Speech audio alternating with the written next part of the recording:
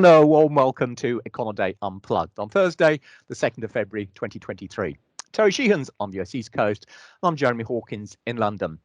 Today's podcast is a quick update on what three of the major central banks have announced this week. The Federal Reserve yesterday, and both the Bank of England and the European Central Bank just a few hours ago. Financial markets seem convinced that official interest rates will be falling before the end of the year, and that despite generally hawkish policy statements from the Monetary Authority themselves. So who's right, and does the disconnect actually matter?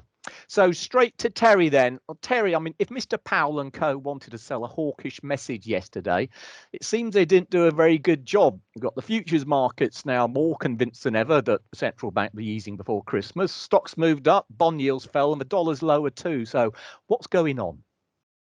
Well, I think they're anticipating inflation to come down faster than it has been. I think they may be a little premature in that.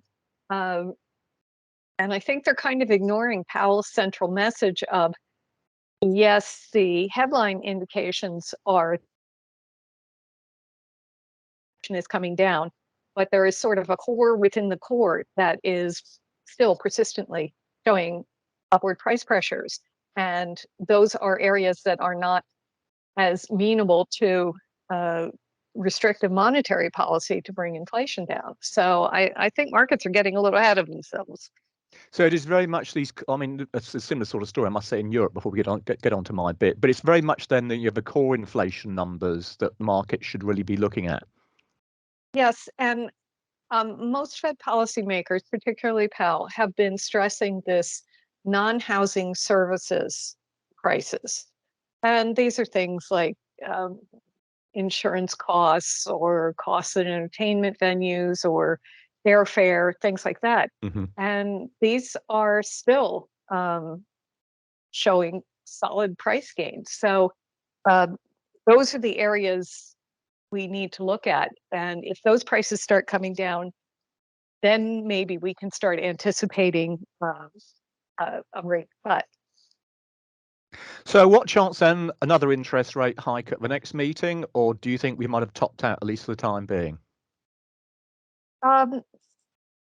It's possible we've topped out. I think we'll still get another 25 basis points in March, just because the Fed will have one or two more consumer price index reports before then. They'll have the employment report from January and February by then. So we'll have a much better sense of what the economy is doing in the first quarter by then. So, and that's when, and the March meeting is when they'll update their forecasts. So, we could see some change of momentum in the outlook for monetary policy then. But I would really be cautious about it until we've seen the data. Okay, I mean, looking at some of these futures, well, the Feds themselves seem to be talking about a 5 to 5.25% Fed funds for the back end of this year. Futures are talking 4.25% to 4.5%. So there's quite a big gap there. I mean, almost irrespective of who might be right and who might be wrong. Indeed, they both might be wrong. I mean, do you think there's an issue about the size of the disconnect we have now between what the central bank is trying to put forward as being the most likely case and what investors seem to be assuming? Does it sort of say about Fed credibility, or what do you think the dangers of that might be? I think there is certainly a question there about not necessarily Fed credibility, but the fact that they think the Fed's wrong on their outlook for monetary policy. It's a difference in the sense of how the forecasts are going. And markets are betting on their own rather than the Fed. Yeah, and by some margin too. Yeah. All right, in terms of what we should be looking at, obviously you always talk about the employment numbers, and we'll get an update on the employment situation tomorrow. Do you think that's still going to be one of the key indicators for the FOMC as we go through the rest of the year? Yes, definitely. I mean, we're getting sort of contradictory information in some of the other labor market reports. I mean, this morning we came out with an initial jobless claims report that was reflects a very tight labor market. On the other hand, we have the private report from Challenger that says that layoff intentions are way up. So, what do we believe? It looks right now like we've got some weakening in the labor market, but it's a sectoral one. A lot of it's tech sector, some of it's financial sector, but it doesn't seem to be spreading to the broader economy. So I think that makes the monthly employment situation report all the more important because it will cut through a lot of that noise. And is it a case of looking at wages as much as anything else? Yeah, I mean, the idea that wages are continuing to rise, even as we get some improvement in overall price inflation, is interesting. I mean, we're not in a wage price spiral, which is a good thing.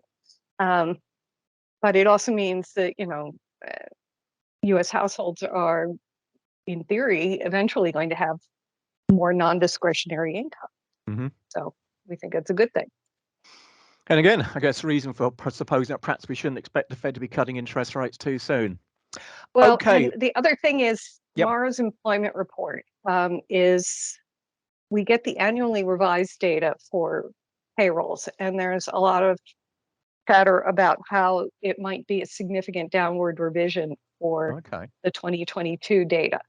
So it may change the story behind the employment numbers, but in the meantime, Fed policymakers are looking at a tight labor market. Right. Okay, brilliant. Thanks for that, Terry. Right, let's move on then quickly to Europe and the European Central Bank. First, a central bank which has clearly become very unhappy with what markets are supposing they'll be doing with interest rates over the course of 2023. So, not only did the ECB raise its key interest rates by 50 basis points today, that was widely anticipated. That now means that we have a deposit rate at 2.5%, the refi rate at 3.0%, and the marginal lending rate up at 3.25%, the highest levels we've seen since 2008. But they also came and signaled that they intend to raise rates by exactly the same amounts once we get to the March meeting. So it really is a clear statement of intent, I guess, that, one, they're clearly determined to get inflation under control. And two, I think, really to try and send a stronger message to financial markets. Well, look, we haven't finished tightening yet, and you're really getting ahead of yourselves, expecting interest rates to be cut by the end of the year, or at least lower interest rates by the end of the year. Currently, financial markets have fully priced in at least a 25 basis point cut in key rates by March of 2024. The other thing I suppose to take away from the communique was that the justification for the kind of forward guidance which ostensibly they were supposed to stop doing last year, signaling this increase in rates next month, is underlying inflation pressures. In fact, they've actually come out and highlighted underlying, rather than just talking about the overall HICP inflation measure, highlights the fact that it's core pressures that we should be looking at now, as indeed we talked about previously on the podcast. So when we do get these HICP inflation reports coming out, don't worry too much about the headline numbers. Indeed, as we saw earlier on this week, they're coming down very sharply at the moment because of the base effects due to what's been happening in the energy markets. But do keep an eye on what's going on with the cores. The ECB looks at a couple of core rates. The most narrow one, which actually stayed steady in the latest report, that was up at 5.2% for the flash numbers for January. So that equaled the record high we saw in December. And the other core, which simply excludes energy and unprocessed food, and that actually accelerated. It was up a tick up at 7.0%, and that's a fresh all-time high for that one. And that's the real reason, I think, why the ECB is taking such a hawkish stance. Although many in the market seem to be getting excited by the fact that headline inflation has come down very quickly, these core rates, if anything, are still moving in the wrong direction. And so long as that's the case, ECB interest rates are certainly more likely to go up than they are to go down.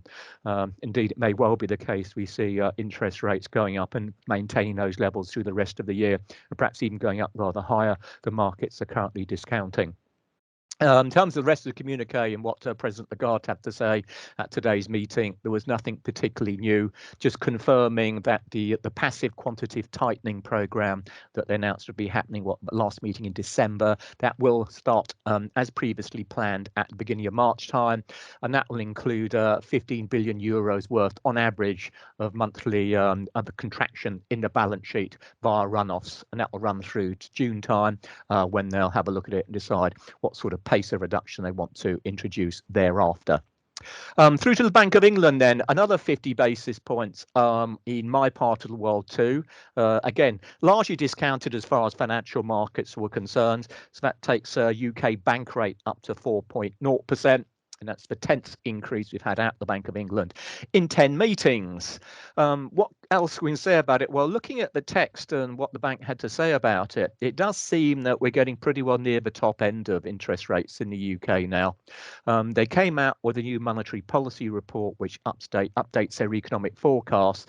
That showed, well, I suppose, a good combination of slightly less weak growth and also lower inflation. Both of those changes really coming down to the sharp slide we've seen in energy prices over the course of the last few weeks, or at least the last few months.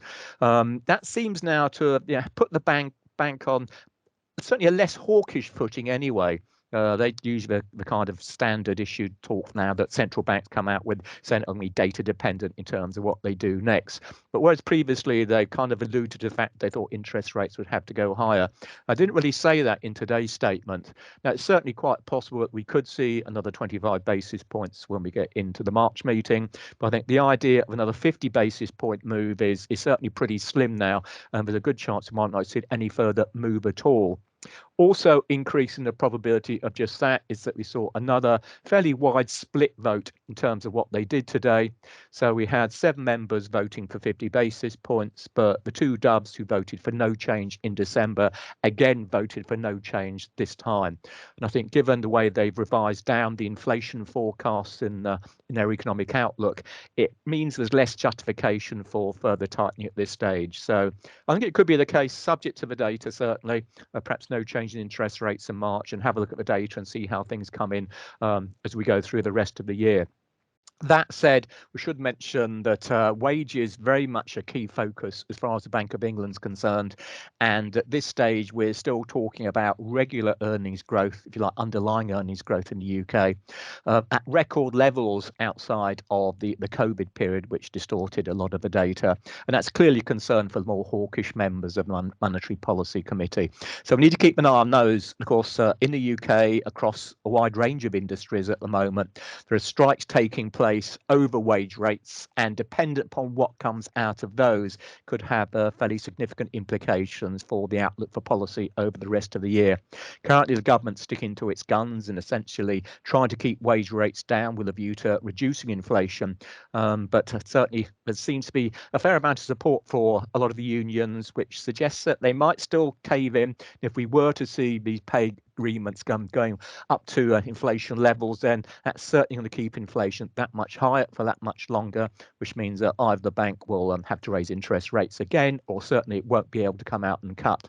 So a bit like with the ECB, financial markets in the UK are anticipating a cut in rates, at least by the end of this year. That could yet prove to be a little bit too optimistic. We'll have to wait and see. Okay, then, well, I guess that's it for the big 3 banks as far as this week's concerned. What can we say? Well, the central banks might speak for now, at least, though. Financial markets don't seem to be paying too much attention. So it is a disconnect, which I suspect won't sit too well with the authorities, but one that might yet prove investors right. Time will tell.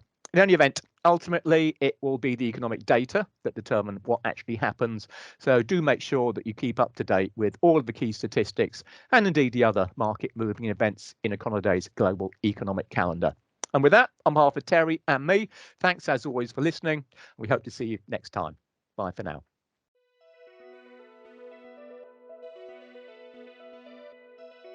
Strategic investing and analysis are a lot easier when you can identify patterns and see how economic events and announcements correlate with specific market movements. The Econoday Investors Journal provides a convenient and easy way to follow important economic events every day, every month throughout the year. View the most important market-moving events for the upcoming year in a glance. The Econoday Investors Journal is your essential desktop resource for economic events and indicators, FOMC meetings and announcements, US banking holidays, equity settlement dates, and more.